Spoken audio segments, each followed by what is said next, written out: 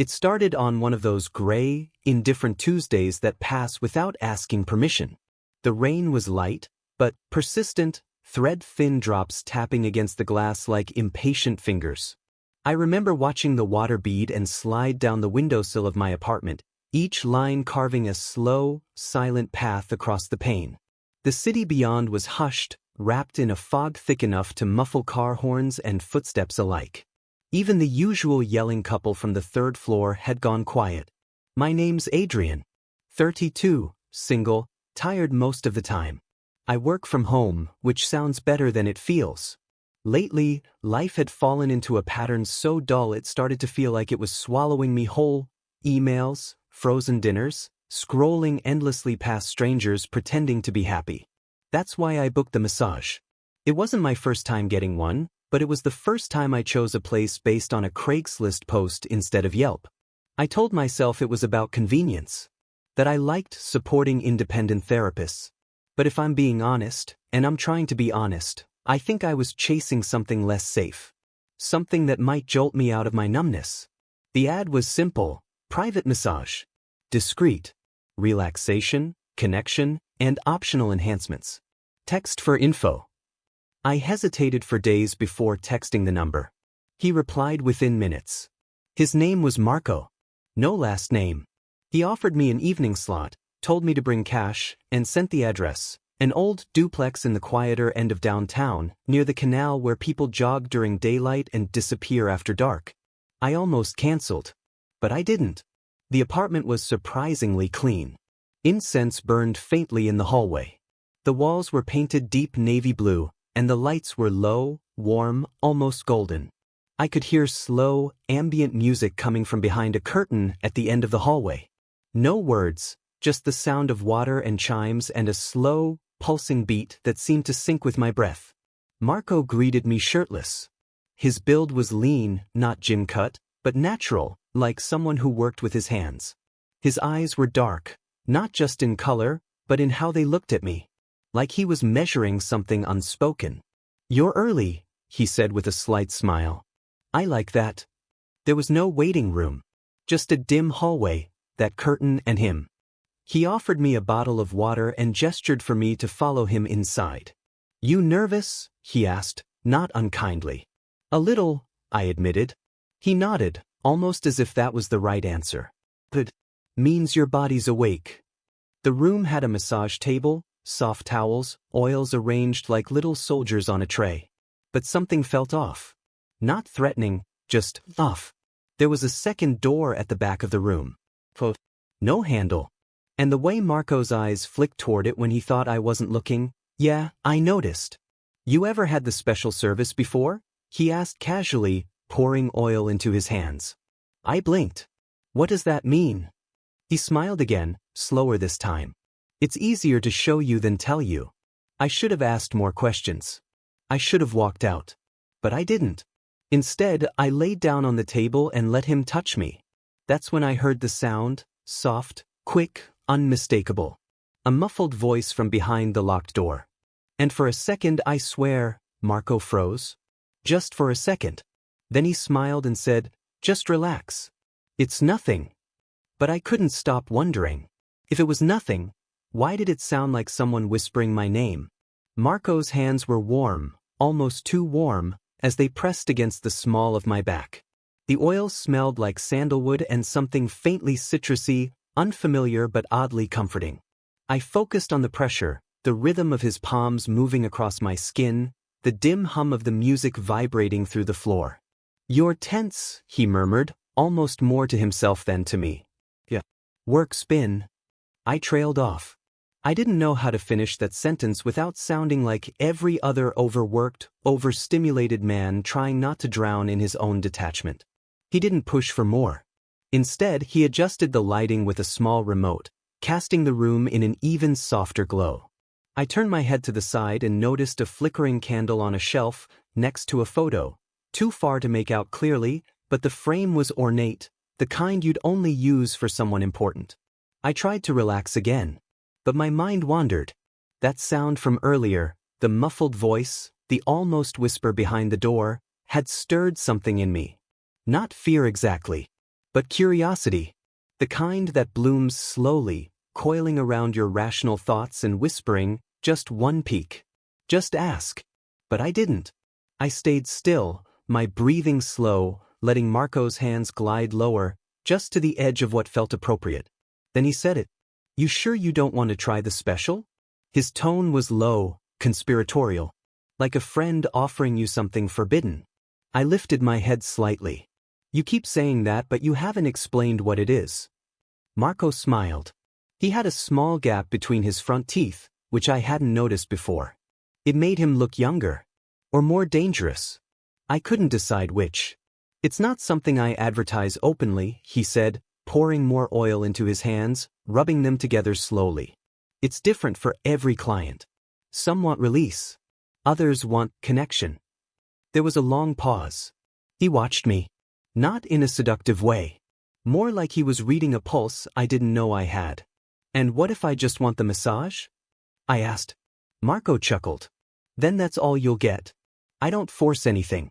Ever. The word force stuck in my brain like a shard of glass. It felt deliberate. Like he wanted me to hear it, remember it. Still I nodded. Okay, I said. Just the massage. But even as I said it, I wasn't sure I meant it. We went back to silence. Only now, it wasn't as peaceful. There was a tension in the air, a thrum of something unspoken vibrating between us. His hands moved again, slower, more deliberate. He worked around my shoulders, then down my arms, his fingertips grazing my wrists like he was memorizing the veins beneath the skin. And then, just as I was beginning to lose track of time, I heard the sound again. A soft knock. Not at the front door. Not even from the hallway. From inside the room. Behind that strange, handleless door. Marco's hands stilled. The knock came again. Slower this time. 2 beats. Then nothing. I lifted my head. Is someone else here? Marco didn't move. His posture was still relaxed, but his eyes had narrowed, just slightly. No one you need to worry about, he said after a pause that lasted too long. That should have been my cue to leave. But something in the way he said it, not dismissive, not threatening, kept me rooted to the table. Is it a roommate? I pressed. Partner.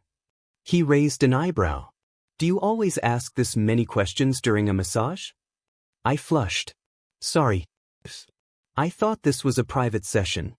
It is, he said. And then, softer, sometimes things overlap. But trust me, you're the only one I'm focused on. The knock didn't come again. Marco continued the massage, but I was hyper-aware now of every creak in the floorboards, every shift in his breath, every shadow on the wall. When his hands moved toward my lower back, I didn't stop him. Instead, I surprised myself by whispering, what would the special include, for me? He didn't respond immediately. He walked around the table slowly, standing beside me now, his voice close to my ear. Intuition tells me what people need, he said. For you, I think it's not about touch. Not really. I frowned. Then what? He ran a single fingertip along my spine, from the base of my neck to the small of my back. Permission, he said. My breath caught. You don't let anyone see you, Adrian, he continued. You hide behind your work, your screen, your perfect apartment with the unopened liquor bottles and the unread books. You keep everything just tidy enough to be admired but never touched. I froze. How do you? He cut me off with a slight tilt of his head. I didn't Google you. You told me when you walked in.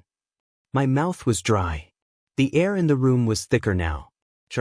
Somewhere behind that door, I swore I heard a soft hum, like a voice singing under its breath. It was low, just above a whisper, but melodic, almost lullaby-like. Who is that? I asked again, this time firmer. Marco looked at me. Really looked. His gaze held something like sadness. Or maybe regret. I can show you, he said. But once I open that door, things change. You sure you want that? I hesitated. My logical brain screamed no. But something else, older, buried deep, ached for yes. Just tell me, I said. What's behind the door? He walked over to it, placed his hand gently against the wood, not trying to open it, just touching it, reverently. "A client," he said. "One I couldn't help." I sat up. "You're keeping someone locked up in there?" He shook his head. "No. He stays by choice. He says it's the only place he feels safe." The words landed like ice water down my spine. "And you're okay with that?" I asked. Marco turned to me slowly. I gave him what he asked for. "Just like I'll give you what you ask for." My heart was pounding. I realized I was sweating, despite the cool air in the room. And yet part of me wanted to see. Because the idea that someone else had come in for a massage and never left? That shouldn't make me curious. But it did. "What did he ask for?" I asked. Marco's mouth curved slightly. "Oblivion." There was a pause. Long enough for the music to shift into something almost mournful. "And you?" Marco asked. "What are you here for, Adrian?" "Really?" I opened my mouth to answer. But the light in the room flickered once, then went out completely. Darkness swallowed everything. And in that instant, I heard a voice, right behind me. A whisper so close I could feel breath on my neck. "Don't trust him." I turned, heart slamming against my ribs. But no one was there. Just Marco, standing calmly at the far end of the room, holding a candle. His face, in that soft light, looked different now. Sharper. Older. Or maybe it was me who had changed. The room was pitch black, save for the flickering flame in Marco's hand. He stood completely still, as if even the softest step might shatter whatever fragile truth hung between us. The candlelight cast long shadows across his face, warping his features, softening and sharpening them with each twitch of the flame. "You heard something," he said quietly. "Didn't you?" I nodded. My voice felt lodged in my throat. Someone whispered, "They said not to trust you." Marco's expression didn't change, but his jaw tightened, just enough for me to notice. "I believe you," he said without irony. But that voice didn't come from me. I stood there, still shirtless, skin still slick with oil. I felt exposed in every possible way, not just physically but emotionally. My thoughts were unraveling. It wasn't just the voice. It was the smell of the incense that now seemed too sweet, the eerie silence behind the door, and the way Marco's eyes tracked me, not hungrily, but knowingly. Like he'd been waiting. "You said the person behind that door chose to stay," I said slowly. "Why would anyone choose to be shut away like that?" Marco didn't answer at first. He placed the candle on a narrow table near the oils and moved toward me. His bare feet made no sound on the floorboards. "I told you. He wanted something I couldn't give him. He didn't want to be healed. He wanted to disappear." He was close now, so close I could feel his breath again. "Some people aren't looking for help," he continued. "They're looking for permission to stop pretending they need it." I swallowed hard. "And what do you think I'm looking for?" Marco's gaze softened. "You tell me." A beat of silence. Then I said, without fully meaning to, "I don't know who I am when I'm alone." That stunned him, just slightly. His eyes flickered, and something passed between us that was too quick to name. It wasn't pity. It was recognition. "That," he said, "is exactly why you're here." He raised a hand, slowly, and touched the side of my face. His palm was hot, unnaturally so. I didn't pull away. And I hated that I didn't. "Do you want to know what the special really is?" he asked. I nodded. Marco stepped back, walked to the back of the room, and faced the strange, handle-less door. He pressed his palm against it again, and for a moment, nothing happened. Then a soft click. The door opened inward. Darkness. Thicker than before. Not just a lack of light, but an absence of something else. Something that made the air colder. He stepped aside and gestured for me to look. I hesitated. Then crossed the room barefoot, still slick with oil and nerves, and peered in. It wasn't what I expected. The room wasn't a cell or a dungeon or anything grotesque. It was almost beautiful, walls painted in soft earth tones, scattered pillows, a mirror tilted to reflect only the ceiling. A projector played flickering images on one wall, slow loops of ocean waves, bare feet on grass, a child laughing in slow motion. And in the corner, sitting cross-legged, still, almost meditative, was a man. Maybe 40, maybe younger. Shirtless, thin, almost translucent in the dim light. His eyes were closed, and for a moment, I thought he might be asleep. But then he opened them. They locked on mine. He smiled. Not a deranged smile. Not a warning. Just something distant. Familiar, in a way that made my stomach knot. Marco stood behind me. "He's been here for almost a year," he whispered. "He doesn't speak anymore. Doesn't eat unless I bring food. He says this room is where he finally stopped lying to himself." The man stood slowly. I stepped back instinctively, but he didn't move toward me. He just looked.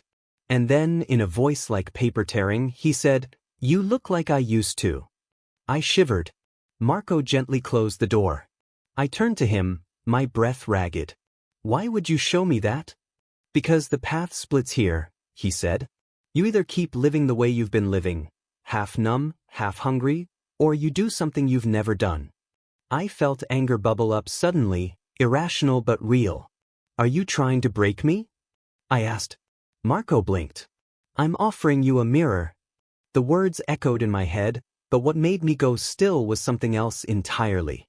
The man behind the door, he looked like me. Not just in general shape, but in his eyes. There was a hollow in them that matched something I hadn't let myself see in the mirror for years. I backed away. "This is fucked up," I said. "This is seriously—" "You came here for more than a massage," Marco interrupted. "You asked for it whether you said it or not." "Asked for what?" He didn't answer. Instead, he reached into the drawer of a side cabinet and pulled out something I hadn't expected. A mirror. Small, circular, elegant. He handed it to me. "Look," he said. I didn't want to, but I did. And what I saw stopped my breath. It was me, but not me. The reflection shimmered slightly, just enough to be wrong. My eyes in the mirror weren't blinking when I blinked. My mouth was smiling even though mine wasn't. "What is this?" I asked, voice cracking. "It's what you've buried." I dropped the mirror. It didn't shatter. It just spun on the floor like a coin. Marco didn't flinch. "You can stay," he said. "I won't stop you. Or you can leave now and forget this place. The choice is always yours." I looked at the door again. I thought of the whisper in the dark. Don't trust him. But what if the voice wasn't warning me? What if it was inviting me? My legs trembled. My mouth felt full of cotton. And yet I found myself asking, if I stay, what happens next? Marco smiled. "That," he said, "depends on what part of yourself you're willing to meet." I sat back down on the massage table, my skin cooling where the oil had begun to dry. My hands were shaking, not violently, but just enough that I didn't want Marco to see. He didn't come closer. He stayed by the closed door, his silhouette painted against the flickering candlelight like a figure from someone else's memory. "I don't understand," I finally said. "You don't need to," he replied softly. "Not yet." The words made something ache deep in my chest. Like a door cracking inside me I didn't realize had been sealed shut. I looked at the mirror still spinning lazily on the floor. It had finally slowed. My distorted reflection hovered there, mouth slightly open, unmoving, watching me. I turned away. Marco came closer, but slowly, his movements almost ritualistic now. He picked up a towel and wiped down my back, deliberate, gentle, clinical. As if nothing strange had happened. As if he hadn't just revealed a man who had chosen to disappear. Or maybe something worse. "I don't think I should have come here," I whispered. Marco didn't respond right away. He folded the towel in precise thirds and placed it on a nearby chair before finally meeting my eyes. "And yet you did." A lump formed in my throat. I don't know what part of me wanted this. I didn't come looking for her. I gestured helplessly toward the closed door. "Any of that." "But you didn't leave," he said. "You could have walked out an hour ago. You didn't." That stung. Because it was true. "What are you?" I asked, not even sure what I meant. A healer? A manipulator? A what? "I'm what you needed me to be," Marco said, his voice like water sliding over glass. "Maybe that's the problem." He sat beside me on the table now. Close, but not touching. And then, quieter, "You don't have to become him, Adrian. That's not what I'm offering." "But you showed me that man," I said, my voice sharpening. You wanted me to see it. Why? Because we're all one decision away from vanishing, he said. I've seen it happen more times than you'd believe. Some people run toward the edge. Others want to know where it is so they can avoid it. I turned my face toward him, studying his profile in the low light. There was no triumph in his voice. No seduction. Only something close to weariness. Or was it something else? You're lonely, I said. He blinked. Just once. That was the first time he looked vulnerable. That man, I continued, the one behind the door, he's not your client anymore, is he?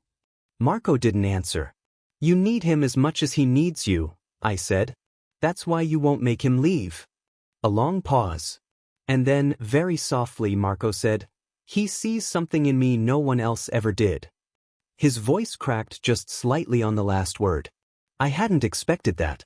And before I could say anything else, he reached for my hand, not to hold it, but to place something inside it. A key. Small and cold in my palm. My fingers curled around it without thinking. What's this for? He stood, his body silhouetted in that soft orange glow. You'll know when you're ready. He walked across the room and blew out the candle. We were in the dark again. Only this time, it didn't feel empty. It felt full. As if the air itself was listening. Marco's voice came from somewhere behind me, closer than I expected. Do you still hear the voice? I strained to listen. Nothing. Just the sound of my own breath, loud in my ears. I don't know, I said. Another pause. Then, maybe it's yours now. I left the massage parlor just after midnight. The street outside was empty, eerily so. Even the usual rustle of leaves in the wind felt muted, as though the night itself were holding its breath. I walked to my car, the key Marco gave me still clenched tightly in my palm. I hadn't dared put it in my pocket. It felt too alive, too charged. When I turned the ignition, the dashboard lights flickered twice before settling. I drove in silence. No music. No podcasts. Just the rhythmic hum of the tires on pavement and the faint throb of something unnameable behind my ribs. Something that hadn't been there before. I didn't sleep when I got home. I sat on the floor of my apartment, cross-legged like the man behind the door, the key resting in front of me on a dish I normally used for burning incense. I stared at it until sunrise. And still, I wasn't sure what it unlocked. The next day at work, I couldn't focus. Conversations passed like wind through branches. No meaning, just noise. People asked if I was okay, and I smiled too quickly, too brightly. A performative mask I had once worn with ease now felt brittle and foreign. When I got home, the message light on my landline was blinking. I hadn't given Marco my number. Beep. Adrian. His voice crackled through the speaker, distorted by static. You left too quickly. This, not done yet. There was a pause, too long. Then, you'll feel it soon. Most people do. When it happens, you'll know what the key is for. I didn't move for a full minute. Then I unplugged the phone. But that night, I dreamed of the man behind the door. Only this time, he wasn't sitting. He was standing just outside my bedroom, half in shadow, watching me sleep. His mouth didn't move, but I heard his voice, clear as day. He's not who you think he is. When I woke, the key was no longer on the incense dish. It was in my hand. I told myself I was imagining it, that I must have picked it up during the night and forgotten. But then, the mirror, the one above my dresser, it had fogged over. Not from breath. From the inside. And drawn in the condensation, smeared by a finger I didn't remember lifting, were two words. Let me. Let me what? Let me out? Let me in? I haven't gone back to Marco's. But every few nights, I hear whispers in my apartment. Faint, crawling murmurs from behind the walls. Sometimes they say my name. Sometimes, they say things I haven't told anyone. Things I've forgotten I ever thought. And this morning, something changed again. I looked in the mirror. And the reflection smiled first. I'd never had a professional massage before. Not a real one. Sure, there were casual shoulder rubs from friends, and that one time in college when a guy offered to loosen me up after a late-night study session, an offer that ended more awkwardly than arousing. But this was different. This felt deliberate. I found Marco's ad buried deep on a classified site I probably shouldn't have been browsing at 2:17 a.m. The photo wasn't anything special, just a dimly lit room, a massage table, and a vague promise of intuitive healing through bodywork. It was the last line that caught me. Discretion guaranteed. Special services available on request. I don't know why that line stuck with me. Or why, after a week of letting it stew in the back of my head, I finally sent the message. He replied in minutes. Now here I was, Thursday afternoon, overcast skies pressing down on the city, parked in front of a narrow, ivy-covered townhouse on a street that smelled faintly of wet leaves and something sweeter, almost like burnt sage. His doorbell didn't chime, it hummed. A low, vibrating tone that seemed to pass through my sternum more than my ears. I hesitated after pressing it. Part of me hoped he wouldn't answer. But he did. Marco opened the door barefoot, dressed in loose, slate-gray linen pants and a black sleeveless top. His hair was pulled into a low knot, and his arms were toned, not gym-ripped, but strong in a way that felt earned. Practical. He smiled when he saw me. You made it. His voice was lower than I expected. Calmer. It slowed the air around him. I nodded, stepping inside. The hallway was narrow but warm, lit with dim amber sconces that flickered as I passed. The air smelled of eucalyptus and something darker, almost metallic. Take off your shoes, he said gently, gesturing to a woven mat. Clothes too, if you're comfortable. You'll be covered. I undressed quickly, folding my shirt too neatly, suddenly aware of how much I wanted him to think I was calm. Normal. Not spiraling. He didn't rush. His hands were warm and steady as he guided me to the table, helping me lie down. There was soft instrumental music playing, not quite spa music. More like something out of a dream. At first, it was just a massage. Focused. But then I felt it. His fingers paused at the base of my spine, and he leaned in closer. You carry more than tension, he whispered. You carry silence. I didn't know what to say. So I said nothing. And then, in a voice lower than before, almost conspiratorial, he asked, Would you like to try my special service? My breath caught. Not because I was shocked, but because I wasn't. Because part of me had been waiting for him to ask. I turned my head slowly, trying to read his expression. But his face was unreadable. Professional. Except for his eyes.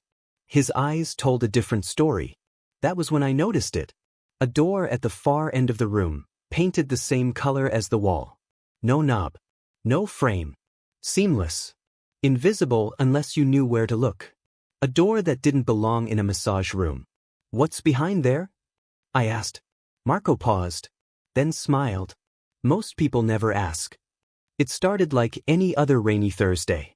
Gray skies. Pavement slick with oil-sheened puddles. I remember the way my shoes sounded against the wet concrete. Soft, almost apologetic. The kind of weather that makes the world feel a little quieter, like the city's holding its breath. I wasn't looking for anything that day. At least, that's what I tell myself now. The massage studio was tucked between a defunct bookstore and a wine shop that always smelled faintly of cork and rot. No neon signs. Just a bronze plaque above a heavy wooden door.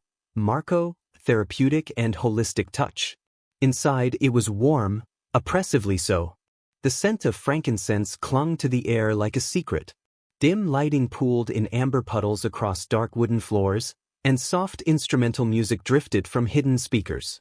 There was no receptionist. Just silence. And Marco. He emerged from a velvet curtain behind the front desk, barefoot, in a dark green linen robe that hung loosely off one shoulder. His body was lean, not sculpted, but with the kind of strength that made you look twice. His eyes were the kind that didn't just look at you, they read you. Like they already knew what you'd buried and where. You're early, he said with a smile that didn't quite reach his eyes. I didn't want to get stuck in the rain, I replied, though the truth was, I had been walking for an hour. Circling the block. Unsure. Come, he said. You'll be more comfortable in the back. I followed him down a narrow hallway lit by flickering sconces.